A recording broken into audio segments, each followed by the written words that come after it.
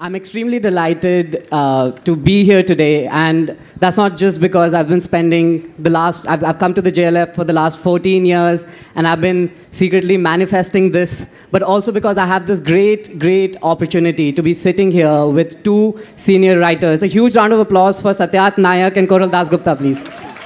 Thank you. So, Satyat and Koral write in similar genres as I do, except this is an extremely unique opportunity, not just for all of us, but also for me to learn. They've written multiple books. I have just the one book, right? And the reason why this is unique, despite it being the same genre, is because Satyat has, the books, or the scriptures that we focused on, or the time that these scriptures were written, the nature of the writing differs across the spectrum. Satyat has, through Mahagata, taken a look and recounted the stories from the Purans that don't necessarily get the respect of the scriptures, but are smritis and are a lot recent. And, there are a lot of interesting things we'll be talking about for the Puran. But Koral, on the other hand, has obviously a little further back, if you look in history, 300 BC is when I believe the epics were compiled. And Koral, on the other hand, has retold and given the voice to the voiceless as well. And me, on the other hand, I have reimagined. And I have focused on the oldest religious scripture on the planet, the Rig Veda. So we'll dive right in. And what we're going to be doing today in the short, truncated span of time we have left is we're going to be talking about the works. We're going to be talking about, why you guys have made the choices that you've made in your writing process. And, why we do what we do. Why is it that we connect, engage with these texts, with the texts, and reframe them for today? One of the things that I consistently asked myself, right, when I was writing the book, which is, what is the purpose of what I'm trying to do? And, it's our responsibility, correct me if I'm wrong, Satyat and Koral, that it's our responsibility to try and bring forward what is written in the scriptures holistically. Not just the popular stories, but what do they try and convey, right? And I felt that one of the ways to do that as writers was to focus on the little-known characters or tales from our scriptures, the epics, the Purans, what have you, right? So I want to start off with you, Satyat. Is there, in your research, when you were diving into the Purans, is there a particular story or a character or a deity that you'd like to tell us about today? Well, there are 100 stories, so which one do I pick? I think one story that I discovered while reading the Purans, and I've spoken about it at every platform because it's short, it's sweet, and it just tells you about the kind of, just the stature that the Purans give to women. So it so happens that all the gods come to Brahma one day, they're extremely famished. And they say, we have no food to eat. And Brahma says, how's that possible? I have created a very proper system where whenever there are yagyas down on earth, whenever havans happen down on earth, and oblations are poured into the fire, those oblations reach you as your god, what we call in Sanskrit as the havish. And then the gods bless you. So it's a very proper symbiotic cycle. And Agni folds his hands and says, I'm sorry, I don't seem to have the agency to make that transfer possible. And so Brahma scratches his foreheads and wonders what to do next. And then Brahma consults Prakriti, which is Mother Nature. And Prakriti creates a goddess. And Brahma says, you will now be that conduit who shall make the transfer possible. And it is because of you that we shall survive. Brahma asks the goddess, what has Prakriti named you? And the goddess replies, she calls me Swaha. So Brahma makes a rule that from now on, whenever a yajna happens, every line must end with the word Swaha. Only when the word Swaha is uttered will the transfer be possible. And then later Agni and Swaha marry and they're forever united. So just the sheer beauty of the story, the power, the fact that here are these alpha male gods standing utterly helpless and it's a woman who comes to their rescue. So I think women, a huge round of applause just for yourself for being the nurturing and the nourishing agent that you are, and that is what the Puranas have always celebrated. So I think one of the many stories in Mahagata which I absolutely love. Just one of the many, mind you, the interesting stories in Mahagata, 100 tales from the Purans. Moving on to you, Koral. Koral is a senior writer. She's focused and retold the stories of the Panch Kanyas, right? Tara, Ahalya, Mandodari, Draupadi, right? And Kunti. And, I want to ask you, during your research, taking a close look at the epics, 2,000 years ago when they were compiled. Was there a particular story or character that you'd like to tell us about today? When you talk about research, I frankly did not do any. My way of looking at these, I am comparatively better at because I have read many versions, not because I will write someday, but just because I was interested. Now, when I am telling the stories, I am sticking to the storyline of a comics that a third grader would read, third or fourth grader. Yeah, so that is what most of the audience is aware of in the story format. And I'm not trying to give any gyan that, the kind of this happened and that happened and trying to establish any, because there are so many versions and so many truths. What I'm just trying to do is understand the stories from that data point and look, trying to read between the lines. So, Kunti had Karna with Surya, right? But after Kunti engaged with Surya, what happened? Did Surya disappear? Can't happen, right? There must be a ingrowth story between Kunti and Surya. That is my interest, developing that. Some questions that came to me while I was writing, and this is a part of the process that you are talking about. Kunti was mandated because she had that boon. Whether you call it a boon or a curse is a different thing, but then she had it. And she had to, since she had called upon Surya, she had to go with it. What stopped Surya from stopping it? He could have backed out, right? So if he hadn't backed out, that means it's like a contract. I may have signed it, but I have signed it along with the person and disabled the person from backing out if I have chosen that person. It's kind of that kind of a contract. So that is my work, trying to look at it, trying to understand it a little better. And about my favorite character, Pandu. Absolutely, we know Pandu as very weak king, right? Someone who was born because his mother grew pale when she was asked to engage with Vyasa. But if you look at Pandu's story, Pandu must have grown up knowing how he was born. So he grew up knowing that his mother was forced, and he was not exactly a celebrated child, though born in a royal family. So he grew up with that lacking. And then he grows up, he has 2 wives. Pandu is not a weak by his might, because he was a great warrior and he was the first teacher of Arjun before Dronacharya came. Yeah, he was the first teacher. Now Pandu grows up and he has 2 wives now, and he is struck by a curse that the moment he tries to have sex with another woman, he will die without a child. Now he is back to square one, and he knows that if this is known, Bhishma will once again do something, Niyoga type, and his wives will go through the same process that he went through. He rushes off with his 2 wives to the forest. That is where Kunti tells him that she has that boon. Now, your spouse tells you that she has a boon of this effect. What is the first question that comes to you? Did you try it? Obvious, right? The man will ask. Correct. And given the character of Kunti that she is, that helps me to derive that Pandu knew everything about Kunti, everything. But he allows her to go ahead. He doesn't sit with the ego.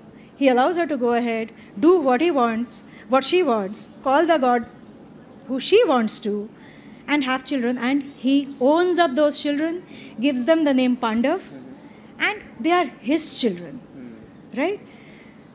That brings me to the idea that this is one fabulous character who did not let his history repeat, one. And second, today in our feminism concepts, we are talking about a happy mother raises happy children. Our Mahabharata told it so long ago, we missed it. Beautifully said. It continues to surprise me how intricate the scriptures, they are. And if you dive into them, you'll unearth such great moral lessons that we can be applied today as well. For me, it was very similar to you, Koral. I was trying to understand about the Rigveda for my book Samsara, and I came across the little-known daughter of Lord Shiv and the goddess of the mountains, Parvati. And we know about Lord Ganesh and Kartikeya, but very few people know that Aranyani is mentioned in the Rig Veda, the oldest religious scripture, not just in Hinduism, but the planet. And Aranyani is mentioned in the 8th mandal of the Rig Veda as, O Aranyani, art thou not afraid? O Aranyani, where art thou? And this goddess of the forest, even that long ago, 2500 BC, 5,000 years ago, was signifying this impending climate change, that elusive environmentalism that long ago. And, when I stumbled across that, I was dead sure that this was one of the things that I wanted to highlight through Samsara. And Samsara, Koral's work, Mahabharata by Satyarth continue to, in their own way, be retellings. And that's another thing that I want to discuss here with you today, that the power of retellings. Not only do they make things more accessible, but, I want to mention quickly that this is a question that gets asked so often on JLF panels in the past with a similar topic. So show of hands, how many of you believe, that the Lakshman Rekha is part of the Ramayana? Absolutely. And you're absolutely, you're all correct. Except, did you know, right, that the Lakshman Rekha does not find mention in the earliest version of the Ramayana written by Valmiki ji almost 200 BC, and neither does it find in recent retellings such as Tulsidas ji Ramcharitramanas either 1600 AD. But you must have seen it in the 80s Doordarshan show that I'm sure a lot of you would have watched, and it actually comes from Adhyut Atma Ramayana. Did you guys know? Bengali Ramayana. Yes, and the Bengali Ramayana, there's several that mention it too. We had a discussion about this earlier recently. And, Satyat, I want to ask you first, because the Purans mention a ton of great stories that we want to dive into. And one of the most famous of them is the Samudra Manthan, the churning of the ocean of milk. And adding to that popularity has been the tale of the Kumbh Mela. Why or how exactly are the 4 locations of the Kumbh Mela decided, right? And it is believed that after the Samudra Manthan, after the Dev and the Asur churned the ocean of milk, 4 drops fell in what is now India, and these are the locations. So I'm curious to understand, how is it in Mahabharata, what is your approach been towards deciding these stories in Mahabharata, and how did you decide what makes the cut, what is the format, the structure of it? Take us through the process. Okay, that's like 5 questions in one question. So basically, I think the idea was to, of course, dive into the Purans. I mean, we have all grown up reading and loving mythology. So for me, it was about entering the staggering world of Purans. Like when I said every podcast, at every platform, that, I kind of deep dived into the Purans, and hopefully I came out with 100 pearls. The idea was that's the kind of stories that these are. For me, what was interesting was to, what is interesting about Mahabharata is that for the first time, you have the best stories, the best wisdom of the Purans under one roof. That was a huge objective. I wanted to put everything under one roof so that, our generations, current and, those who are coming, you get a sense of the wisdom that is there. And like when we launched the book in Bombay, we had Ayan Mukherjee launching the book. He said, Satyarth, I'm not someone who will read a Shiv Puran or a Vishnu Puran because I'll find it highly academic. But for me, what Mahabharata does is that it gives me an access into that world. It gives me a very easy access, and an access through stories. Because there's no better entry point into anything than stories. I mean, stories are implanted in our DNA, the love for stories. So that, I think, was the main objective. Also the fact that this is the first collection that is not a random collection of stories. It is a chronology. So you start with the creation of the universe in Satyuga, then how Brahma is created, how Vishnu comes, how Mahadev comes, how the goddesses come, how the demons come, and then the time starts Satyuga, then you come to the stories of Treta Yuga, and Dwapar, and finally Kali. So what Mahabharata does is that stories that we might have known as singular episodes, random episodes, or standalone episodes, Mahabharata takes it zooms out and gives you a wider view of the entire universe. So you are reading a novel, which is why we're calling it Mahabharata. There are 100 gathas together, they're making one Mahabharata. So that was the idea about, how to create the book.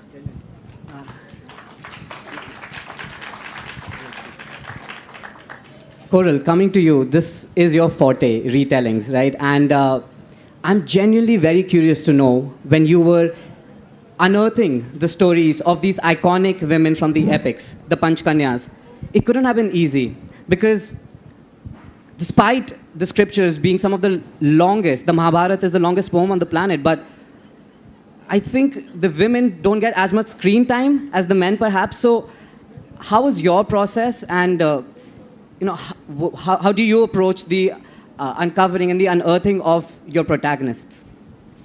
See, firstly, I must tell you that you probably get to do the kind of work that I have done, and that is not just me writing. That is also about connecting with Pan Macmillan. That is also about connecting with the readers. And we don't do paid publicity.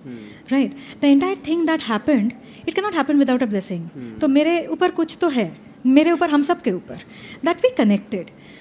So I have a lot of gratitude towards that it had to happen through me, it happened through me, so I cannot take the entire credit. Even the stories came to me like that through my reading. And probably a lot of things that, as a woman, you go through a lot of things in your personal life and not everything you talk about. कुछ चीज़ें हैं जो आपके अंदर ही दबी रहती है because you have to choose your fights. But when you approach literature, वो ना किसी तरीके से मतलब अपना एक नदी बह जाती है.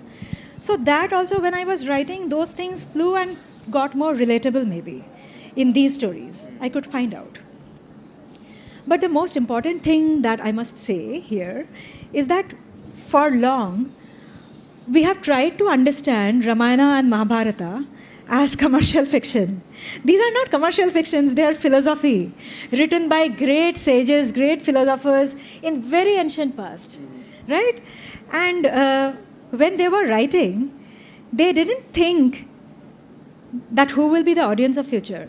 ये एक हिंदू पढ़ेगा या मुस्लिम पढ़ेगा, एक औरत पढ़ेगी या एक मर्द पढ़ेगा, ब्राह्मण पढ़ेंगे या शूद्र पढ़ेगा.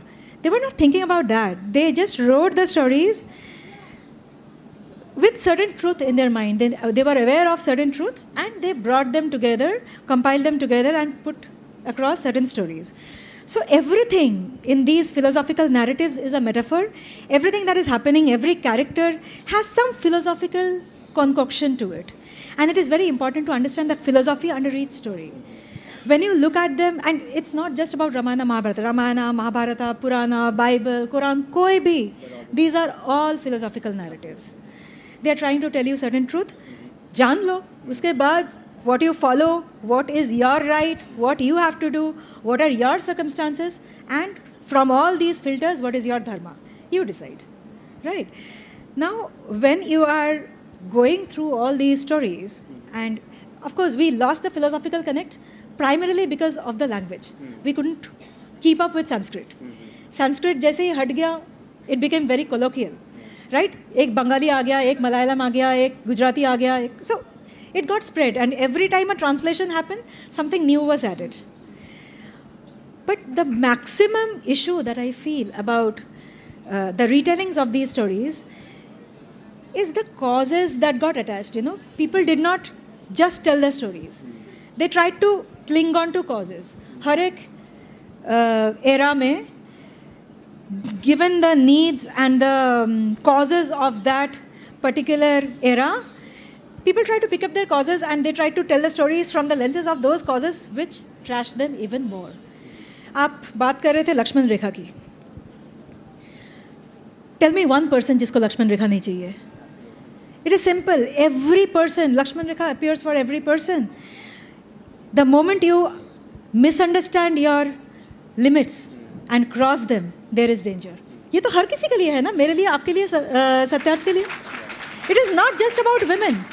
But when the feminists read Ramayana, they pointed out Sita को लक्ष्मण रेखा के अंदर रखा मतलब they are trying to put a barrier around women. अरे bullshit.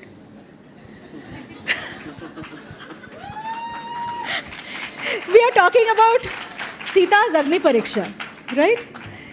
There is a Western proverb which says a leader has to walk through fire. We celebrated it. Wow, man, they said it. Ramayana में लिखा हुआ है the leader walked through fire. We didn't understand what it meant. वो मैं meaning बताऊंगी नहीं, तारा में है, पढ़ लेना सबके साथ. You guys must get Tara for sure. But, I loved what she said. Koral is focusing on the essence, in the retellings. And that brings me, because, Satya, to be very honest, when I was writing, and I took 10 years, I gave everything to this book. And I am hoping to write a lot more like you, Koral, and you, Satya. But when I was writing this book, the one question that also bothered me was, what is the purpose of religion? What purpose does religion serve today, right? And I consistently came back to the idea that that religion serves to make us better humans, so that we are kinder, we live more balanced lives, more in confluence with all living beings around us, and most importantly, the journey within, right? To face our fears, fight our vices, and learn the truth about ourselves. Even Vishwamitra in the Ramayana tells the 4 sons of Dashrath that the ultimate aim is to let go of aham and find Brahman, right? So I do that in my book. What I do is I transport modern day Indians like yourself, right? Like us. And I take them to a hidden magical valley in the Himalayas that's mentioned in the Garud Puran and as Siddha Ashram, and where they come face to face with the gods, alive and kicking. And through this, I tackle important questions about society today. So we start with you first this time, Koral. What, according to you, is the purpose of religion, and how can we, as writers, aim to recalibrate that through our works? You know, we have very myopic idea of religion, and till the time our time comes, we don't understand the impact of religion. There are many ways for me to justify this. One is, religion, you believe, is God's world. So whatever happens in God's world, God is absolute, God is not to be contested, God is correct. So when you perceive religious stories, जहाँ पे men are macho and women are accepting towards whatever is happening, you feel that is correct. So that molds your social behavior and interpersonal behavior, the way men treat women and women treat men. However, Hindu philosophy, the moment you turn religion into philosophy, Hinduism believes in rebirth. So, in the context of rebirth, if you, having a male body, believe that you can torture a woman, kalko you can come into a woman's body, right? So, that is how things are, when it comes to philosophy, things are connected like this. And everybody tries to be fearing of a future, कि आज का मेरा कर्मा मेरा कल बनाएगा, right?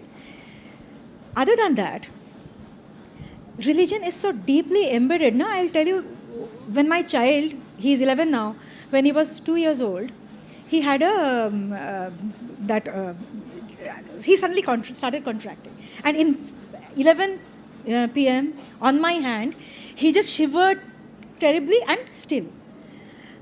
I have never in my life prayed. I believed in God. I love the concept of Shiva, Kali, Durga. I went to mandaps, but I never prayed. It's my husband who always stands after bath in front of the temple and ek mantra jap karta hai. I never did. But that day, mere muh se nikal gaya, shiv. There's no other place to go. There's no other place to ask from, and there's no doctor. उस time पे वही समझ में आया. And later I realized कि ये मेरे अंदर आया कहाँ से? Because I was not the praying kind of a person. I am a very practical, yeah. It is that deep inside us, the understanding of religion.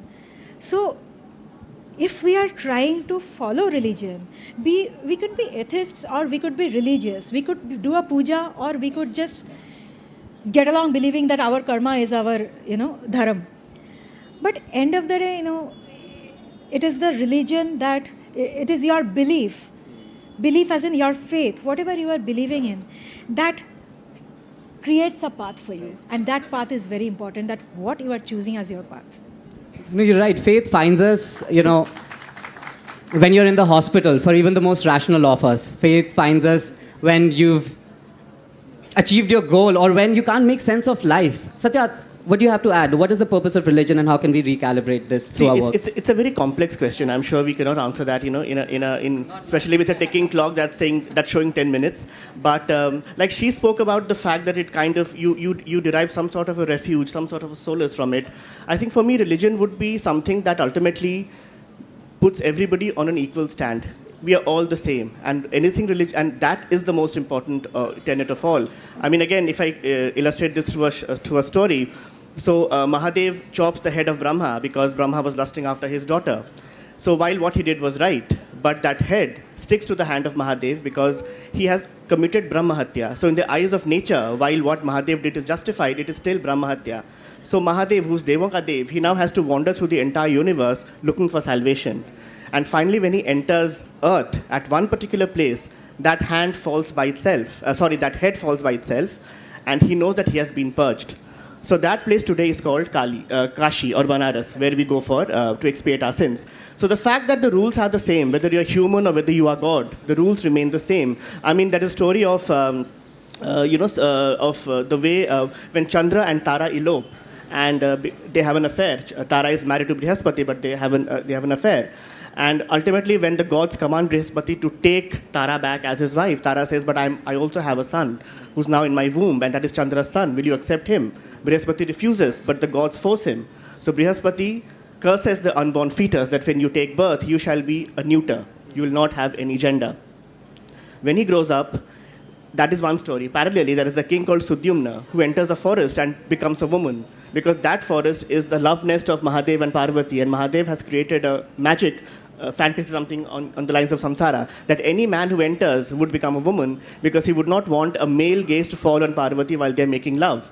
So when Sudyumna says, I'm a king, I cannot become a woman, Mahadev says, fine, I'll modify the curse. You will become a man for 1 month, and the next month you'll become a woman. So you'll keep alternating between two genders. So on one hand, we have Tara's son, who grows up as Buddh, who has no gender. He's a neuter. On the other hand, we have Sudyumna, who is a man, and Ila, who is a woman, a person who has both the genders. And Sudyumna and Ila and Buddh marry. And from there comes the Chandravanshi dynasty. So the fact that everybody has a place, everybody is given his or her work within the working of karma, within the working of dharma, within the working of the universe. Any religion that does that and does not discriminate, for me, that I think should be the greatest and most important thing for it. Especially in today's extreme hyper-Hindu climate that we are living in, when there is a constant effort to create one grand narrative and every other narrative is false. Look at the Ardhanarishwara. What do you see? You see a man and a woman coming together. But what do I see? I see that if there is one narrative, there has to be a counter-narrative. And only when the two narratives come together can there be a third and a new narrative. And that is how we evolved. So let's be very clear about that. Very well said, Satyat. You know, we have individualistic understanding of God. Koral, do you want to talk a little bit about that? What is yours? You know, I will begin with explaining God and Shaitan and Bhagwan both. And I'll start with an instance from Ramayana. If you look at God's world, there's Jatayu, right? जो चाहे तो अपना जान दे सकता है for something that he believes is his duty to do. If you look at an equivalent in Ravan's world, there is Pushpak, जो अपने मर्जी से उड़ भी नहीं सकता. Right? He can obey. Pushpak will obey orders, but will not have a mind of his own. In Rama's world, you have birds, monkeys, many kinds of animals and birds. In Ravan's world, we have the evidence of only one animal, that is the golden deer, जो कि एक मायावी है. Right? So I have reason to say that Rama's world is full of emotional intelligence, and Ravan's world is artificial intelligence. So the idea of शैतान वो नहीं, मतलब this is what our epics are saying, that शैतान वो नहीं जो एक चाकू लेके घूम रहा है. आप उसको देखोगे, आपको मालूम है कि वो आपको मार देगा. और कितने को मारेगा? 1, 2, 10 विद दैट वन चाकू. शैतान वो है जो बहुत खूबसूरत है, बहुत टैलेंटेड है, जैसे रावण को दिखाया गया है. Very talented, very erudite, very influential, very inspiring. वो आपका सोच बंद कर सकता है. They will not allow you to think independently. They will make you believe that shaitan is so inspiring कि उसको follow करना चाहिए, right? And in Rama's world, Rama allows each and every individual to think of his own. हम लोग बोलते हैं मर्यादा पुरुषोत्तम, right? He is called मर्यादा पुरुषोत्तम not because he did the right things. He only chose what is his right. आप agree करो, disagree करो, absolutely fine. Rama is taking it.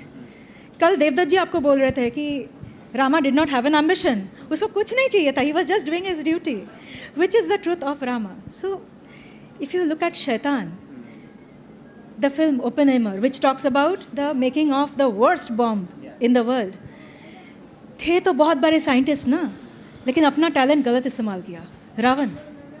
And on the other hand, if you try to understand God, Bhagwan, we have to understand that भगवान वो शख्स नहीं है जो कि हमारे प्रेयर्स, मतलब हम लोग बोलते हैं ना, मुझे बहुत पैसे चाहिए, मुझे एग्ज़ाम में पास करा दो, शाम को बिरयानी दिला दो.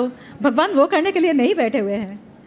भगवान is sitting there to strike a balance between various so many elements, living and non living, existing, sustaining. Bhagwan is trying to thread everything together so that everything can sustain and help each other. When you understand this about God, and you also understand that आपको जो भी मिल रहा है या नहीं मिल रहा है, that is happening through an automated system which starts with your karma. जो आप करते हो वही जाके भरते हो. उसमें भगवान का कुछ नहीं है. आपके साथ कुछ गलत हो रहा है, ऐसा नहीं कि भगवान आपसे कम प्यार करते हैं. And vice versa. That is when you understand this about God, your prayers change. You understand that I can do something to help God, right? You understand that, see, Satyarth, we have come here to the stage with certain privileges. And if we understand God, if we value God, we will try to understand that हमें ही ये privileges क्यों मिले. हमारे से ज़्यादा talented कोई इस दर्शकों में हो सकते हैं, right? और ऐसे बहुत से लोग हैं जिन्हें अपने टैलेंट का कदर नहीं मिला.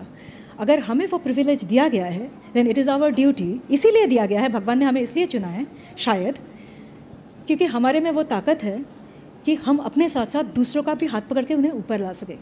तभी हमें वो दिया गया है. So if we are believers of God, we will have to dedicate ourselves not towards self growth but a collective growth, which in philosophical terms is called spiritual growth. That is my understanding of God. You know, but this responsibility also comes with its downsides. So, with an eye on time, quick question and quick answers. How do you, Koral, given that you've written so many books in the genre, and Satyarth, he's written across genres, but his next book is going to be in the same genre. So, 100 tales in one, right? So quickly, how do you respond to feedback, and personally, and how does your work respond to it? Feedback, अलग-अलग तरीके के आते हैं. There are some who are very, very happy about whatever I'm writing. God bless them, And then there are few, they are less in numbers, but they also exist. जो मुझे कई बार कहते हैं कि आपको कुछ नहीं मालूम. सो आई एग्री विद देम, मुझे एक्चुअली कुछ नहीं मालूम. मैं तो कह रही हूँ कि क्लास 3 लेवल कॉमिक्स से शुरुआत है मेरा. तो आई एग्री, मुझे कुछ नहीं मालूम, बस बुक लिख रही हूँ. So I had a feedback. So there was one Insta message that is very close to my heart. So it's a small girl who wrote back saying, when I was a child, my mother used to read out stories to me. And now my mother has lost her vision. So I am reading out Mahagatha stories to her. So, I think the fact that the book is cutting across generations, cutting across hearts, I have, a lot of people right here who have been writing to me and who loved the book. So I think what more can an author ask for? So thank you so much. Also puts a lot of pressure for the next one. But yeah, we'll keep trying and we'll do our best. Thank you. Thank you. We've got very little time left. So I just want to quickly talk about how I deal with feedback. And Samsara is a product of feedback. Throughout the 10 years, I've had support from friends, editors, readers, bookstagrammers, non-readers, you name it. In fact, if you end up grabbing a copy of Samsara, you'll see that on the back cover, there's a QR code that gives you access to a Discord server where individuals, even right now, many have come together to flesh out what the second book in the series will look like. So feedback for me truly is the crux and the cornerstone of Samsara. See, we need to learn all this. QR code behind a book. Okay. No, but there are instances where I got contradictory feedback, to be honest, and that's when I went back to the scriptures, because more than anything, you've retold, you've also retold, but I've reimagined. I'm trying to bring the essence of the Rig Veda as well. Before we end, because we've got very little time, I asked Koral and Satyarth to say anything that I may have forgotten that you'd like to add. I do want to reinstate. Okay, we'll take one question. We were told that we won't have time for it. Can someone please help her with a mic? And while that happens, want to quickly remind everyone that don't forget to collect your copies. We, Koral, Satyarth, and I will be joining you guys in the tent behind. So please don't forget to get your copies signed. And yes, please, your question. Hi, I'm Sakena. Just one question. Satyarth, Saksham, Koral ma'am, wonderful story skills you have, and I just loved when all three of you were talking. So I wanted to ask, your narratives are very, how do you build that narrative? Because you are telling something that has not existed. Your world building skills, it's something that's very different from what has been written, but it is a new voice. And especially in Saksham's case, actually, because you have built a world that does not exist. I think just this want applies to know. more to you than Yeah. us, because we are creating that already has been created. So we are standing on the shoulders of great giants, but I think his has been a complete new world. Very good question. And you've recounted, you've retold, but in my case, it's the essence of the scriptures and the philosophy that comes through. And I try and popularize these very stories that, for the masses. Like I've said, it's been dubbed as India's answer to Harry Potter. So there was an active element of world building and imagination as well involved. I'm not going to lie. Thank you so much. Thank you so much. Thank you so much. Thank you, Saksham. Subscribe to One India channel and never miss an update.